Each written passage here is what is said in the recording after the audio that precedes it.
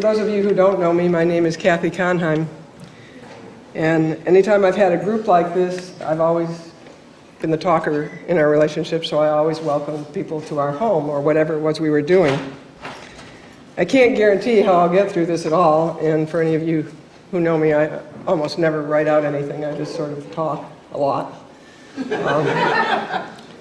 But my brain isn't quite with me, and I'm a little sleep deprived, and so I did write something out so I would have some coherence or some semblance of it. Donna celebrated her 80th birthday on November 7th. I made a series of gatherings for her of some of the people she loved the most. She adored her Pomona family, and 9 of them have hung together since the early 50s. And they all came for a special party. We had dinner with our Julian friends, which is another part of our life. And we had a party at our home for another 50 people. Donna said how incredible it was to be able to be at a celebration of her life and actually hear what people had to say. And I sort of knew that that was probably closure for her. She said it's just way cool to be able to have done that and to have been able to hear it. And a lot of people shared wonderful things about Donna. I think it was a lot of closure for a beloved healer and our friends. So let me pretend it's our home, and Donna and I want to welcome you to Mercy, which was her professional home. We built a sanctuary of healing and beauty in our own personal home, and there were so many ways that I wish you could see all the touches of Donna all over the house and the sculptures that she did. But the truth is that this was her true love. She was a Mercy doc, and this was her home. So if I thought of doing another service, I couldn't imagine doing it anywhere except in the place where she did grand rounds, where she loved working, where she brought life into the world. She got to be the master of ceremonies in the incredible experience of bringing life. She got to do healing surgeries for people through their lives. She ushered them in life. She ushered them in death, always with love and caring. She loved surgery. She only had to walk a few steps away to 550 next door. So how could I not have a celebration of this amazing doctor in her professional home? I'm terrified by almost everything medical, so it was a good relationship. She always ushered me through all her surgeries. I said it was hazardous to have a partner who was a surgeon. I never had a surgery until I knew her, and I can't tell you how many I've had since. I didn't think it should be on me to keep her whole community employed. But she loved being a Mercy doc. She loved the nurses, and she loved the colleagues, but mostly Donna loved her patients, and they loved her. She loved everything about medicine. I truly believe that everyone whose path she crossed, as teacher, as healer, as doctor, and friend, was touched by her and came to love her. As you well know, life is not always fair. And Donna had more than her share of challenges medically, but most people didn't know how many challenges she had because that wasn't her style. She didn't choose to share with most people. She had rheumatoid heart disease. No, she had heart disease and rheumatoid arthritis. She had rheumatoid lung disease, and she always said it wasn't fair to have a disease that wasn't even invented when she was in medical school. It was lucky we were homebodies, because surely she would have been taken as a terrorist if we ever tried to get through a, whatever those things are that they check you on. She had metal from, the airport, she had metal from head to toe, 10 of her segments of her back. She had her neck fused twice. She had 2 artificial knees and 6 stents. But with all that metal, there was still all the warmth that shone through for Donna. Bob Averill did her last 2 knees. They held up for quite a while. Actually, I got to talk yesterday to Ray Linowitz, who did her whole spine surgery, to tell him that it held up for all these years, because it's really unusual to do 10 segments and not have all the nerves trapped. So I tracked him down. She probably had records that were 6 feet tall, which is taller than Donna. Nobody should have a stack of records that's taller than who they are, but Donna did. She took a pharmacy of medicines to keep the ravages of her disease at bay so she could have more time to do what she loved: taking care of people, taking care of creating art, and sharing her life with me and our friends. She formally retired in 1991, but Donna spent the rest of her life ushering people through their fears, through their issues with medicine. She would scrub in. She would be the first person they saw when they woke up in the recovery room. So although she didn't practice medicine after 1991, she practiced the art of healing in medicine for her entire life. Donna had a rare REM behavioral sleep disorder, adding a lot more equipment to our life and some dangers and many good laughs. One day when Donna was sound asleep, and Donna was asleep, I thought, she says, "Boo!" I said, "Donna, what?" You know, my adrenaline's going. I said, "What's going on?" She said, "Well, Beauregard had the hiccups." Beauregard is our Jack Russell Terrier. And I was trying to scare him out of the hiccups. Needless to say, Beauregard and Donna went peacefully off to sleep, and I had enough adrenaline to go for another 2 marathons. Another night, she was sort of doing something with the covers, and I said, "Donna, what are you doing?" She said, "I'm killing fleas." I said, "Donna, there aren't any fleas there." And she said, in Donna's tone, "I know a flea when I see one." I said, "Okay. Don't argue with Donna."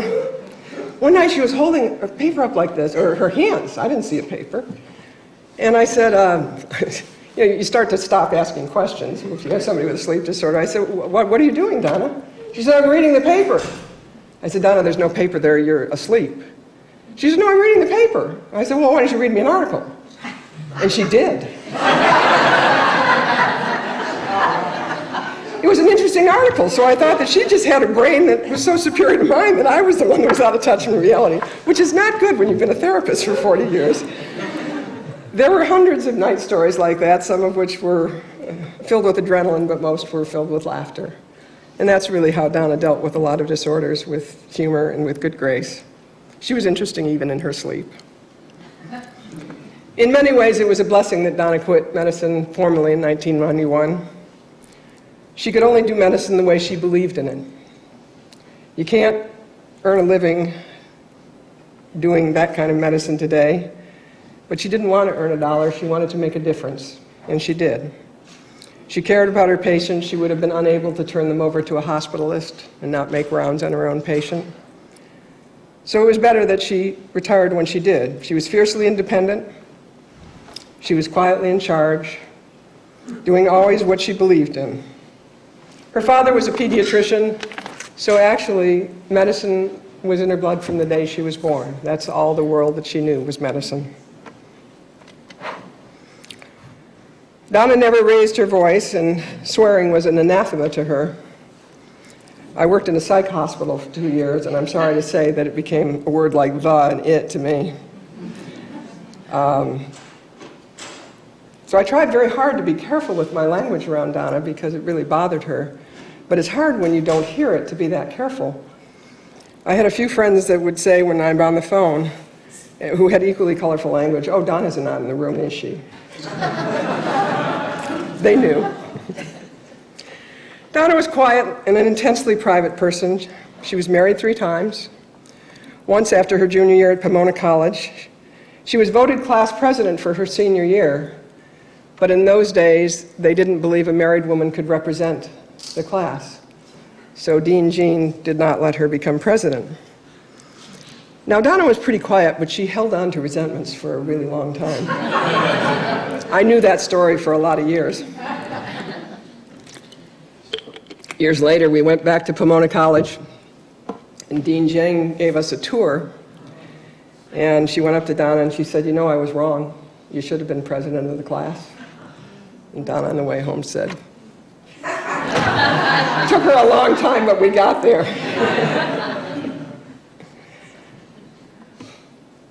Many of you at Mercy knew her when she was married to Mort Weisman, an anesthesiologist.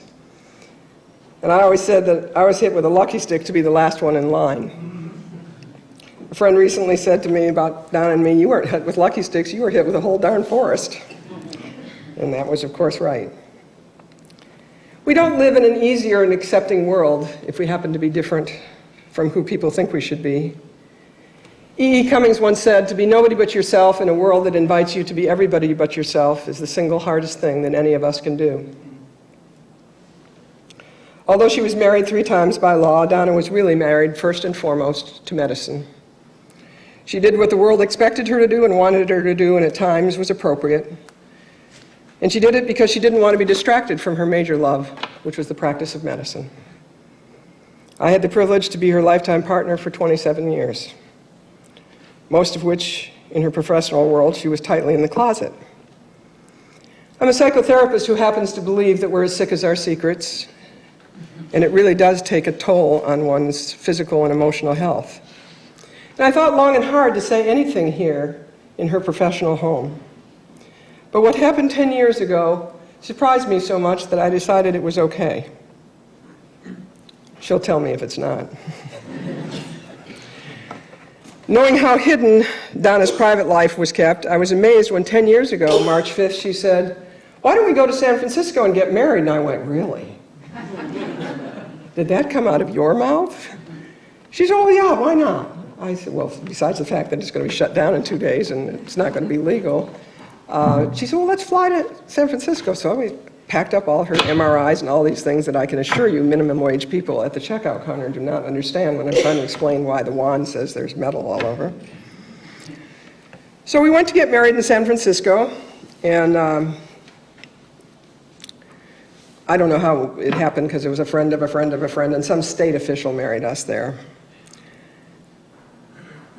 Donna knew keenly what living a life that was not really who you were cost. She knew it both physically and she knew it emotionally. It hurts every aspect of health. Containment and secrets is not a healthy way to live. The reason Donna wanted to have a ceremony was a door opener to another generation, who she hoped would not ever have to hide who they loved, or have their employment threatened, or not be able to take care of their partner. I was a wild activist of the 60s, not Donna. She was in the library, or in the lab, or in medical school.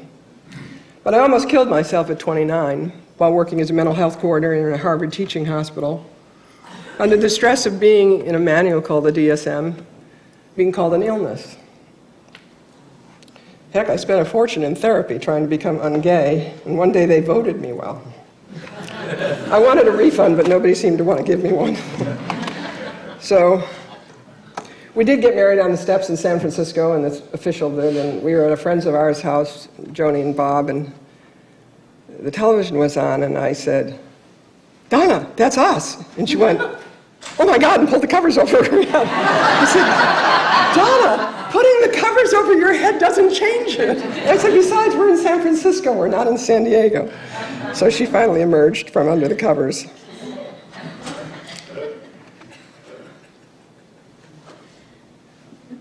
The state, in all its wisdom, decided to annul us, and I said, it's really too bad we were getting along so well. They sent us a refund. But we got married again when there was that window of opening before the Mormons decided to come to our state and shut it down again.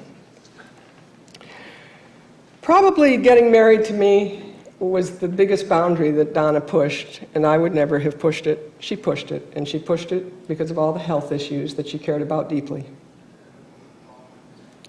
She wanted people to be the best person they could possibly be, to celebrate being the best that they could be, and to have the privilege of loving whoever they happened to love. I think she'd be okay with my saying it because her own courageous acts of outing herself in the last 10 years of her life, when she was so intensely private, were all about leaving behind a legacy for other people that would make their lives easier. Donna was always trying to make the world a better place for those who would follow.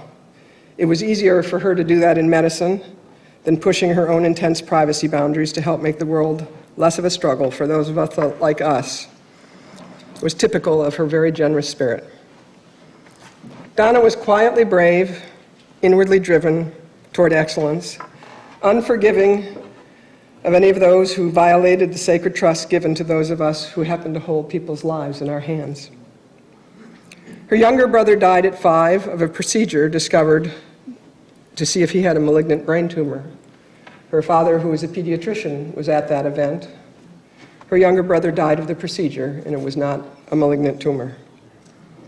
Her older brother, Ron, committed suicide at age 50 in his parents' home. Donna had to do a complex surgery 2 days later, and of course, bracketed off her own profound grief and went through the medical responsibilities as she would always do. As a psychotherapist of 40 years, I know what that costs. I knew there was a high price that she paid for such compartmentalization, but it's just who Donna was, and it's how she moved through the world. One of her biggest losses was the realization of her loss of executive functions and the ability to synthesize information and use her mind as she always had. She had always relied on her keen brain, and it pained her greatly to see any diminishing capacity at all. Donna was not spared the painful task of having to take her father's driver's license away, and lastly, his stethoscope, when he could no longer hear. She said, "But if you wear it, people will think that you can hear." But it was one of the hardest things she ever had to do. She saved me that task. She gave up her driver's license herself, as she never wanted to harm anybody else.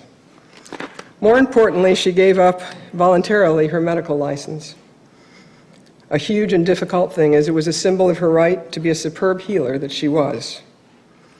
I was surprised and asked her why. I could help her on the computer. It was just a bunch of multiple choice tests. Her answer was so Donna. If I have a license, people will think that I can think like a doctor, and I can't do that anymore. So I don't want a license. So she quietly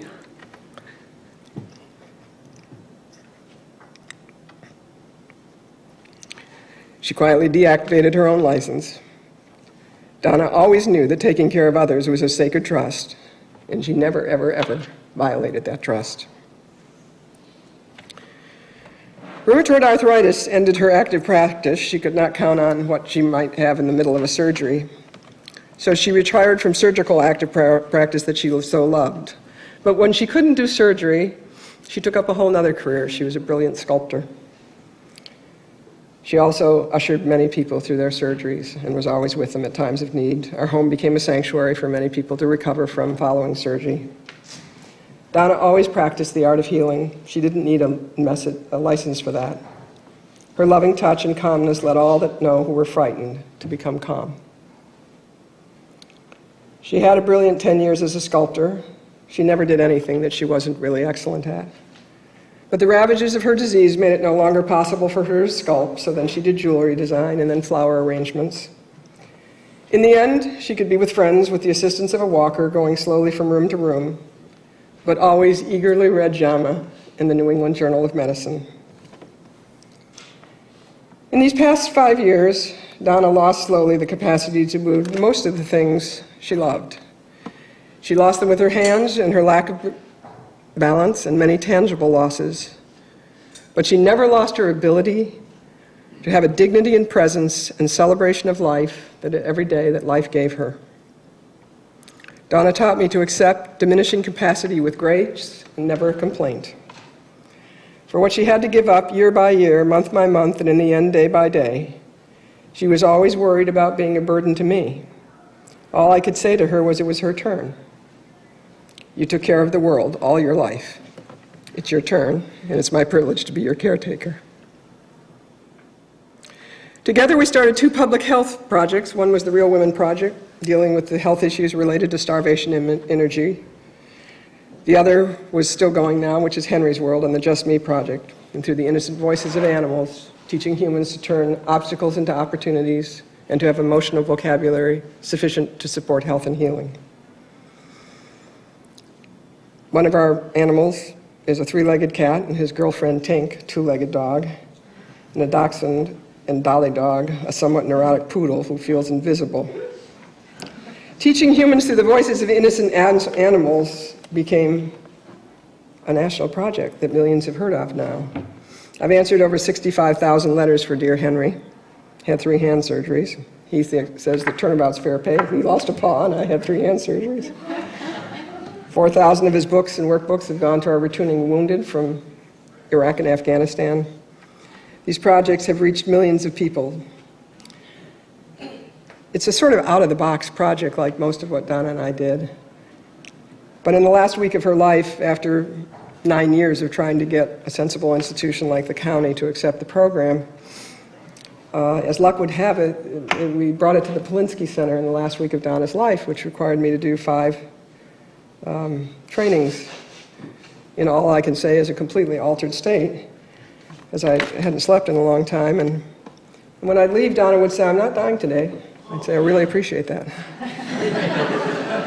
She said, "But I would really like an autopsy because I'd like to know what happened."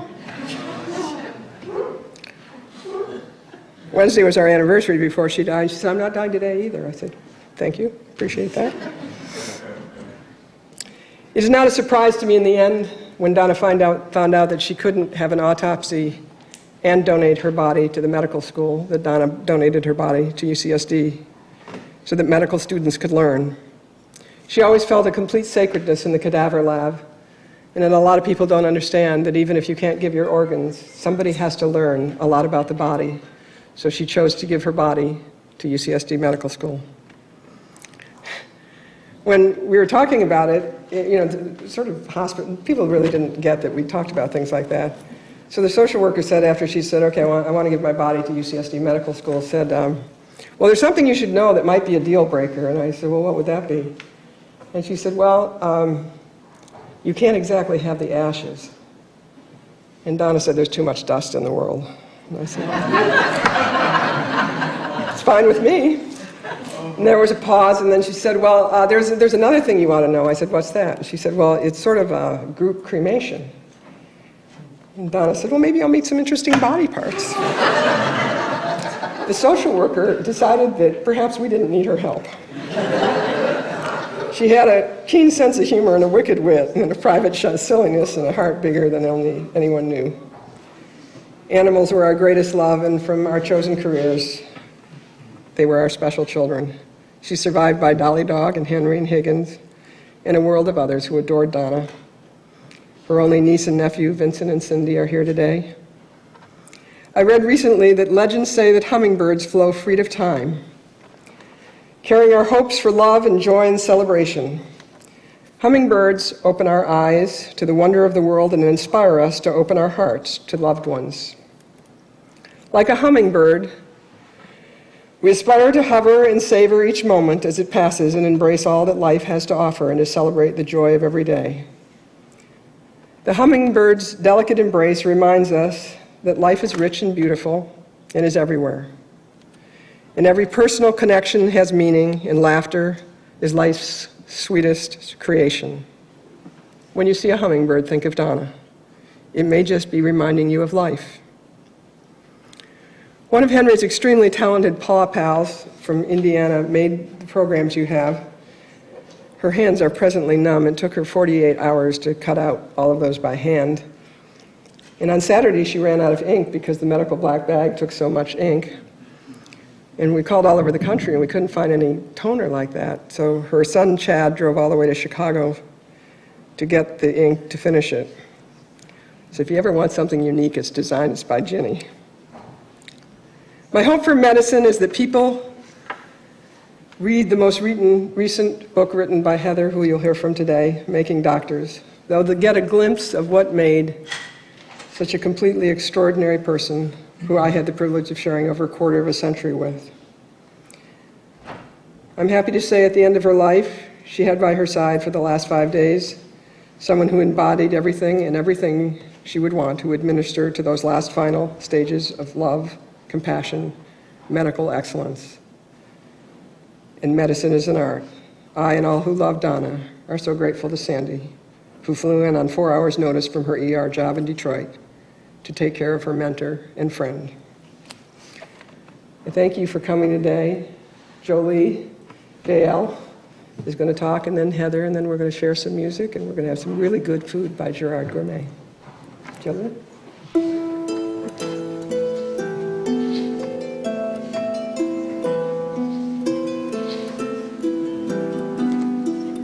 Boy, Kathy, you're a hard act to follow. Well, I am Jolie Von Herzen. I practice medicine with Donna since I came here in 1975. And I'd really like to first acknowledge the administration of Mercy for allowing us to have this venue. for Donna's memorial, because she really did think of Mercy as her home, although she was on the hospital staff of about 6 other hospitals in San Diego. But being right here, she felt like she could be closer to her patients and instantly take care of what their needs would be. You know, there's so many things adjectives we could use to describe Donna. She was smart, she was compassionate, she was loyal, she was a great friend, she was innovative. It's like, where do you start with this woman? So in thinking about this, I thought, well, you know, I called her my mother in OBGYN. And sometimes I would call her on Mother's Day and say, hey, hi, Mom. She would laugh. So I thought I would tell you just a few of the things that Donna taught me. So when I first came to San Diego, it was about this time of year, it was toward the end of our residencies, and we really didn't know where we were going to practice medicine. And we were visiting family here, and we had a friend who was doing his residency at Balboa Hospital, and his wife was a nurse at Sharp who had worked with Donna. And so I called her just wondering, like, you know, who would know anything about OBGYN in San Diego? And so she said, well, I think you should call Donna Brooks because she's very well respected and she could probably let you know what's going on as far as OB goes. So I called Donna. It was a cold call. She didn't know me from Adam. And she got my history and she said, well, you know, why don't you come down to my office? And I'll tell you something about San Diego practicing medicine. And so that was like the first lesson I learned from Donna is she was such a welcoming person. She really loved to help people who were just getting started. There were so many people who came through her office and she was extremely hospitable to these people. It was very interesting that Donna probably took a liking to me because it turned out that both of our families were from Iowa, Jeannie. Jeannie always says, I always meet people from Iowa. And our fathers had a lot in common in that they were both doctors. They were both from very large families. My father was the youngest of 12. Hers was one of the older ones of 11. And they had to work like heck to get through medical school. They had no money. They worked on the farm. They'd have to put off their schooling sometimes because they had to work on the crops. So it was a struggle for them, but they did get through medical school. So I think Donna realized that we had this in common and that I might be a hard worker, so she took me on. She introduced me to Kathy Carson, who was just down the hall, and Kathy had room in her office, and before you knew it, I was there practicing with them, which was really my great good fortune.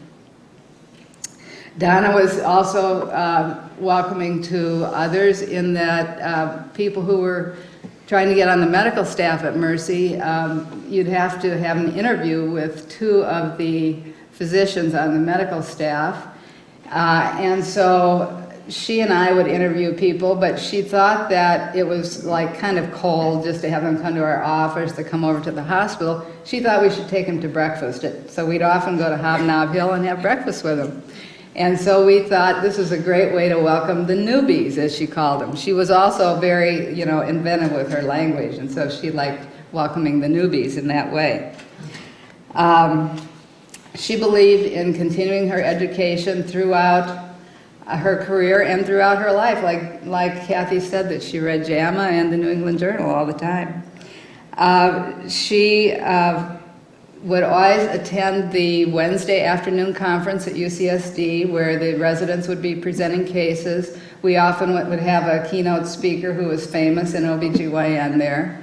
And of course, there was always Kurt Benershka, who had a pathology conference and reviewed all these very interesting pathology cases. And he even brought some from the zoo. I remember seeing a placenta of a giraffe that was infected with trichomonas.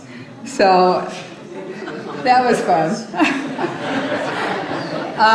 We had Saturday morning conferences where the people, over at UCSD again, where the people in town would present their interesting cases and all would learn from these experiences. She was active in the San Diego GYN Society and was the president one year. And this particular year I remember very distinctly because we always had a yearly symposium with a keynote speaker, and this time it was Leon Spiroff, who's a very well-known reproductive endocrinologist, and he talked about Sacagawea, who was the Indian guide for the Lewis and Clark expedition, and all her diseases that she got from all those explorers. And the reason I remember it so distinctly, though, was because Donna herself had a little medical problem, and she had an IVP that morning. And, you know, she had a little trouble with shellfish, and they gave her some Benadryl, you know, but it didn't work that great. And so she had a respiratory arrest that morning right here in radiology. And they resuscitated her, and you know what? She showed up for the evening conference, and she introduced Dr. Spiroff and carried on. So that Donna's word was golden. If she said she would do something, she did it, no matter what it cost her.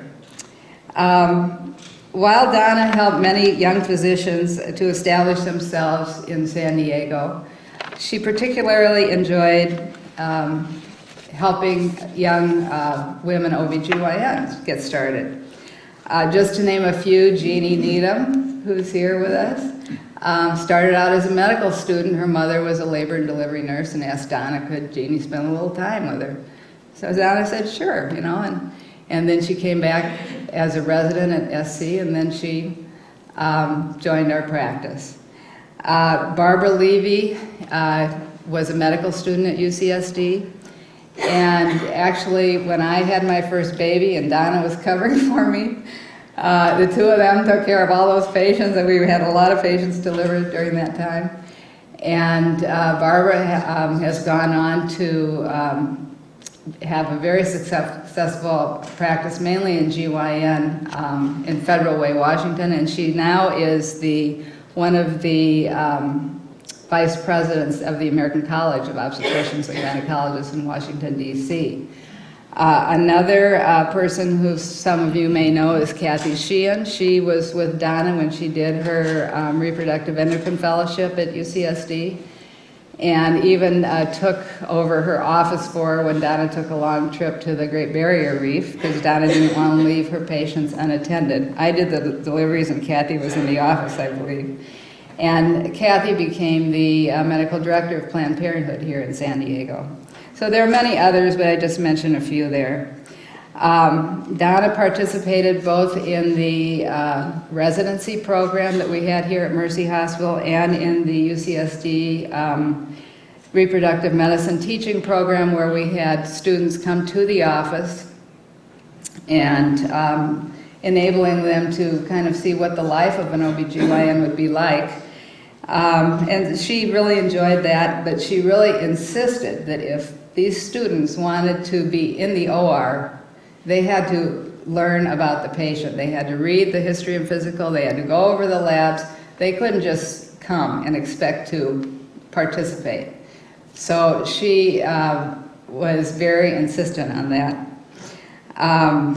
Donna organized luncheon for all the women OBGYNs once a year because she thought it would be good for us to get together and just kibitz, as she said. That was another one of her words. She loved kibitzing. And because she felt that we might have a unique perspective on some of the problems that OBGYNs would run into being women OBGYNs. And it was also a little support group for all of us. On a more personal level, Donna was always so encouraging and supportive of me in so many ways, both personally and in practice. One of the stories I like to tell is how oftentimes if she would assist me and I would assist her, but in the case that I was doing, sometimes it would be really tough and I'd walk out of the OR and she'd say to me, "Good job, babe." And I just thought, oh man, I did a good job. She thought so, she said it, it must be true. So, you know, just that little bit of self-confidence. And I say to you, isn't that something a mother would do for you? The power of positive reinforcement, that was Donna all the way.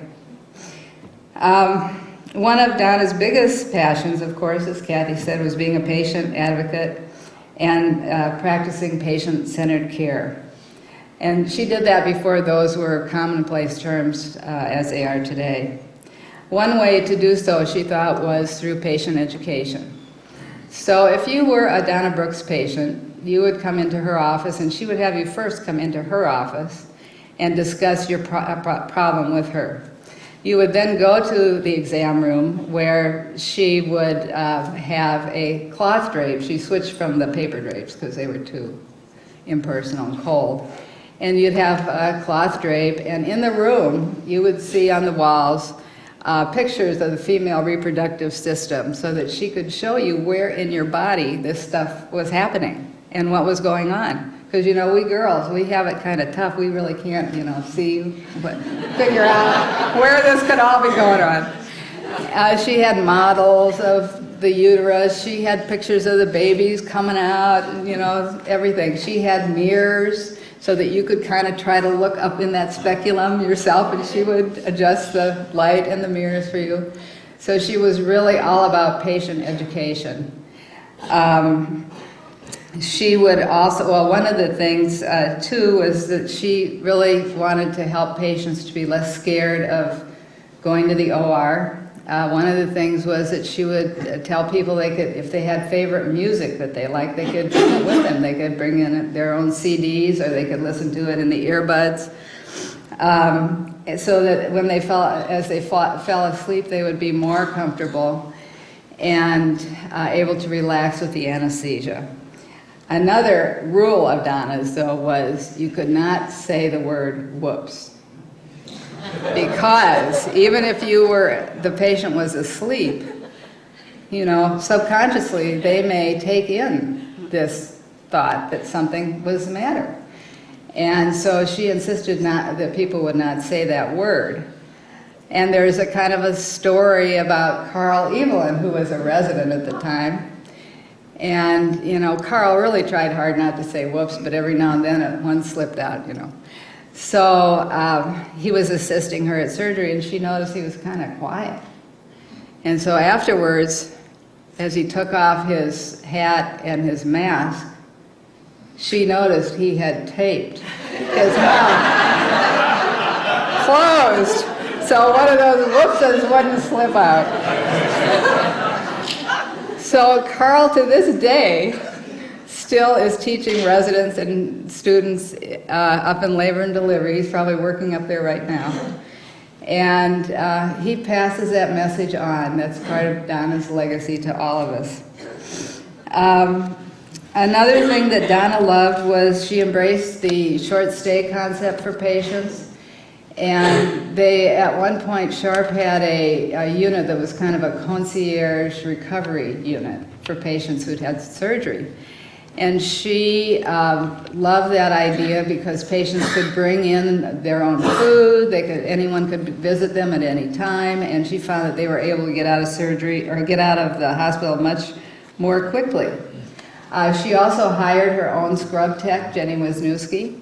And part of that was to have, so patients would have a familiar, another familiar face on the team.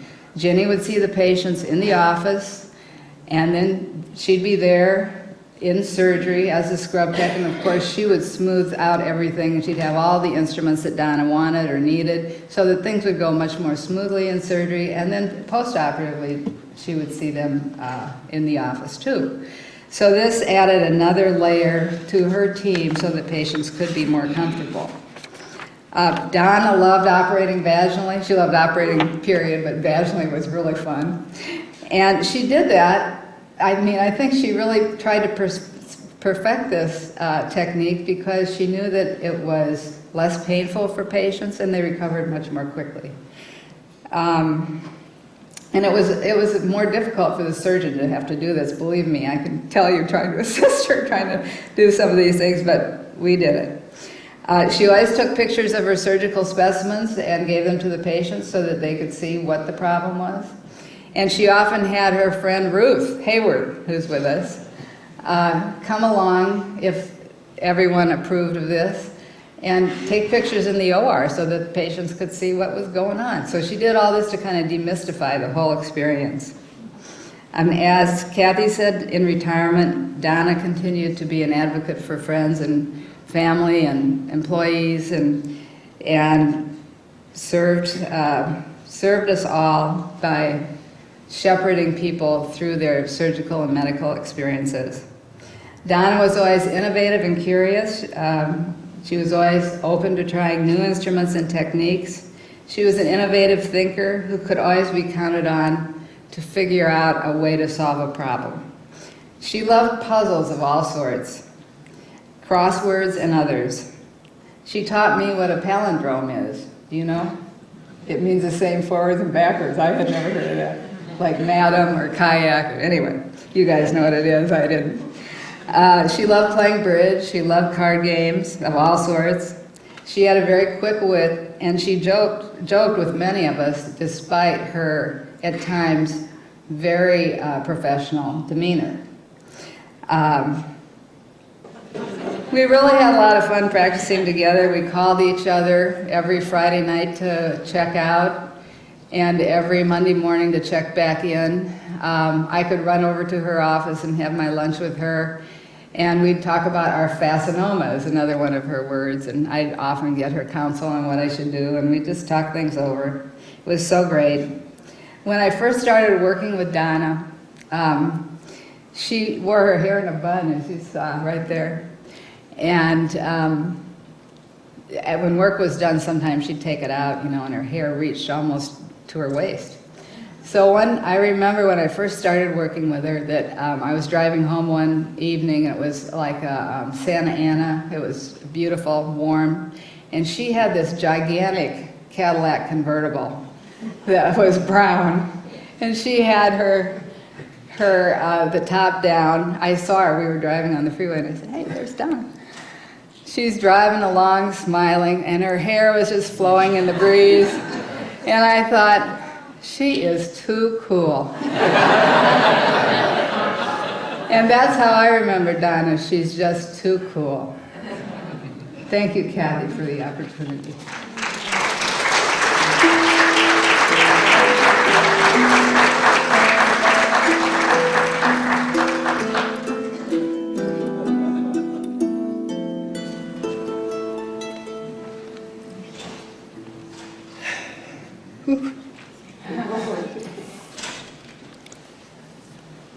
First, dear Kathy,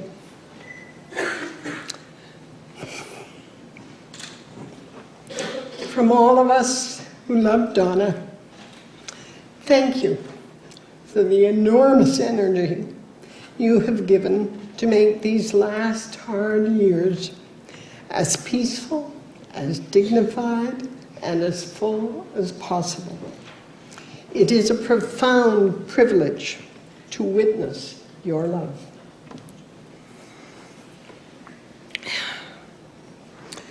Donna Brooks' life and death compel us to reflect on what makes a great physician or what makes a great healer.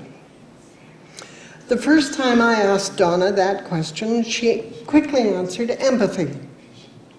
And then over the next weeks and months, she kept adding to her answer: compassion, courage, common sense, maturity, curiosity, rigor, patience, and humility.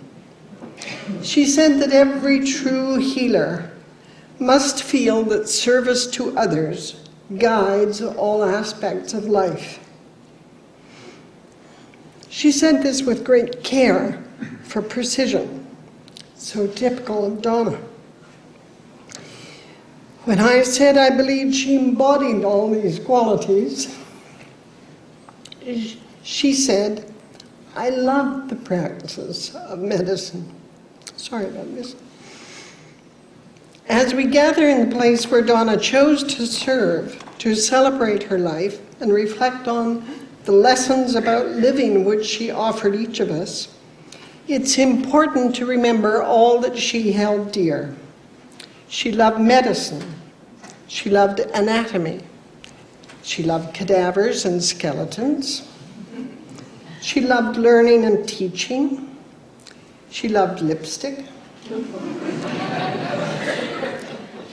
She loved the craftsmanship with which practice evolves into skill. She loved nature. She loved pickled beets. Sorry about that, Kathy. She loved animals. She would be thrilled to know that her nephew Vince has a pet emu. And she loved people. Several friends have commented on Donna's engaging serenity. She smiled with her eyes. She seemed to take most of life's challenges with unusually rare courage and dignity.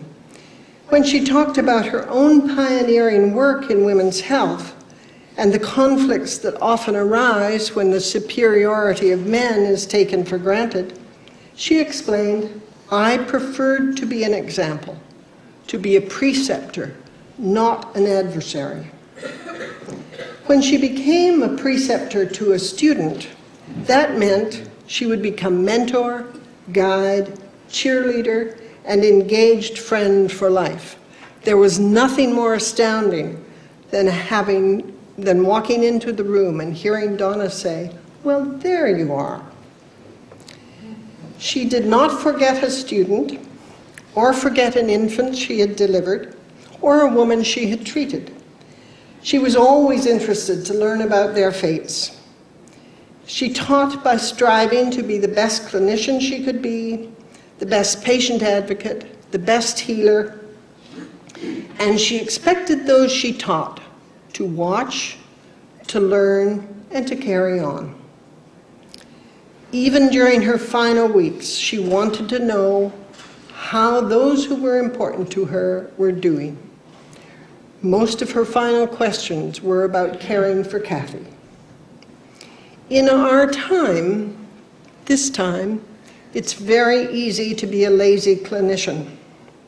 As we utilize technological tools and focus on reimbursement, it too often means that we abdicate our competency and our responsibility to data, to reports, or to measurements, and we thus excuse professional inattention with the claim that a system doesn't allow us to do what we should do.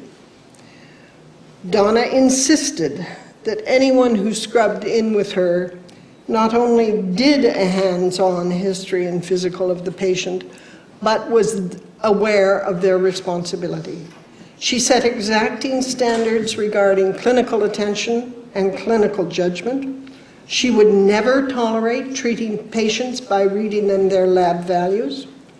She worked always as the conductor of a team, respecting the various distinct skills, all of which are required to best serve the patient. She would be thrilled, if she's watching now, to see how many healers there are in this room who are not physicians, but are still healers. Irv here in the front, Sandy, of course, but so many of you who are healers in your own ways. She consistently reminded physicians and friends that one is only temporarily a patient, and generally just for a fragment of time.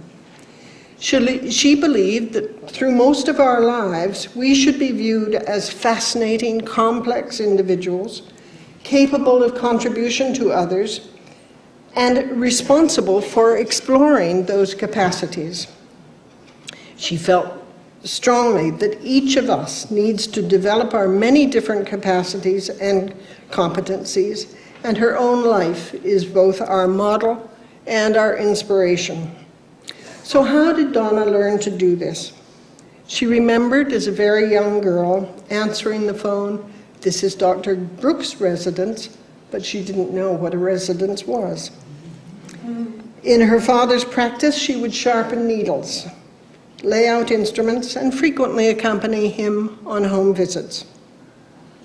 Dr. Milo Brooks, Donna's very proud father, was born in a sod hut on the northern plains and struggled for over 10 years to achieve his medical education.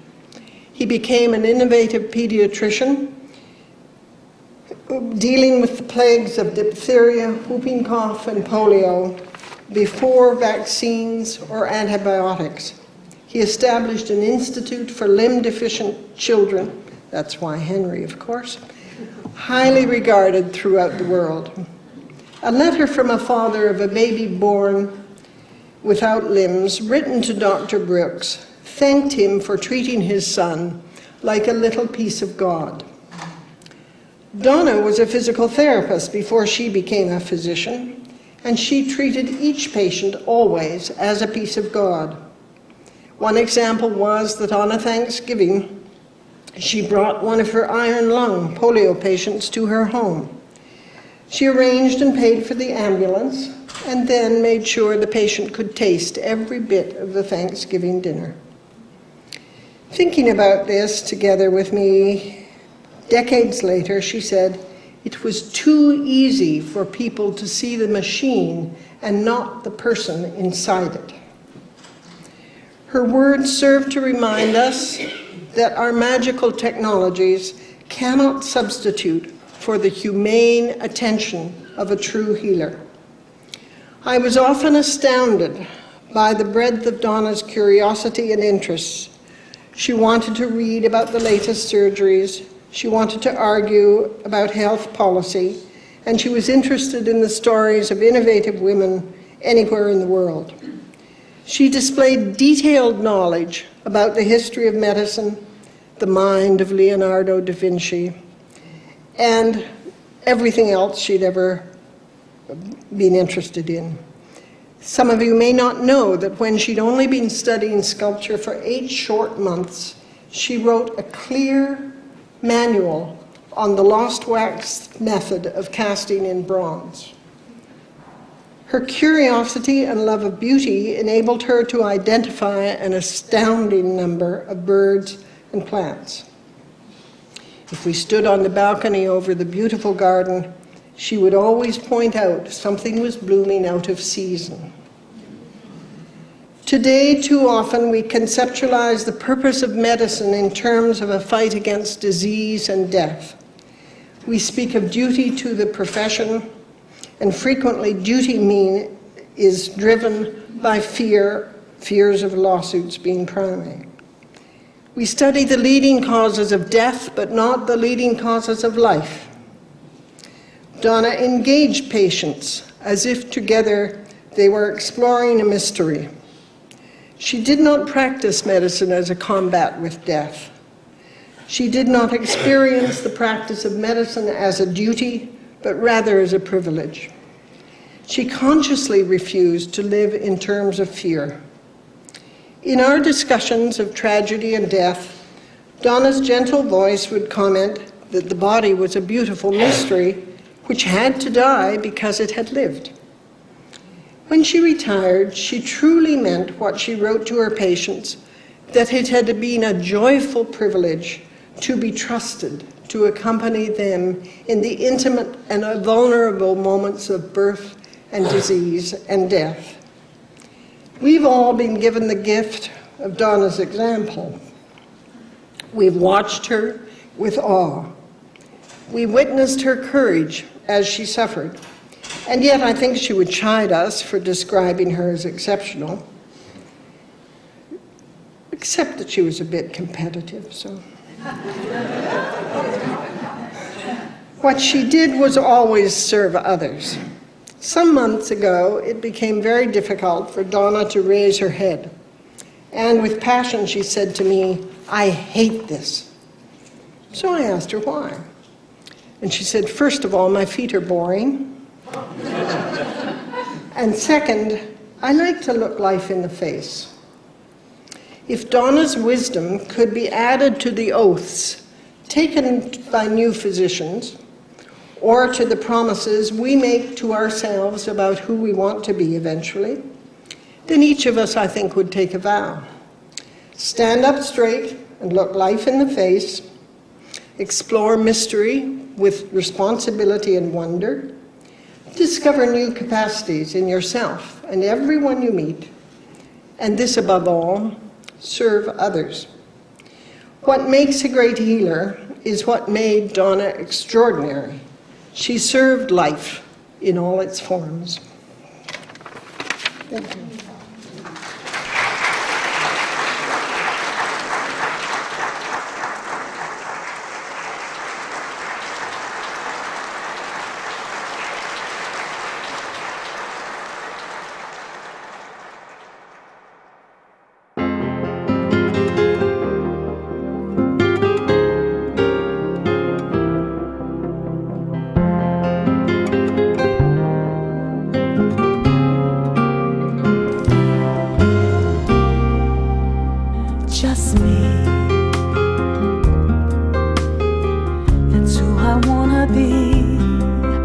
just me.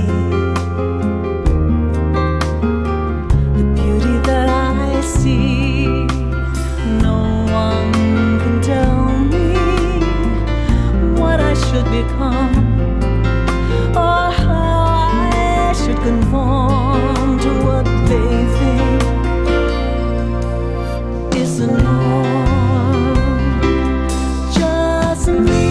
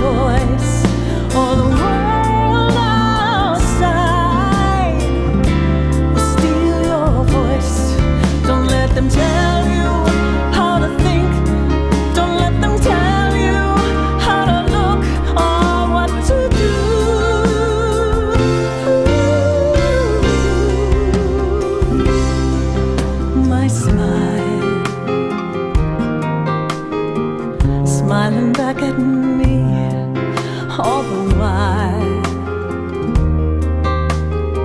Strange I didn't see the beauty I've become without asking anyone. A whole new life's begun, and finally I've won.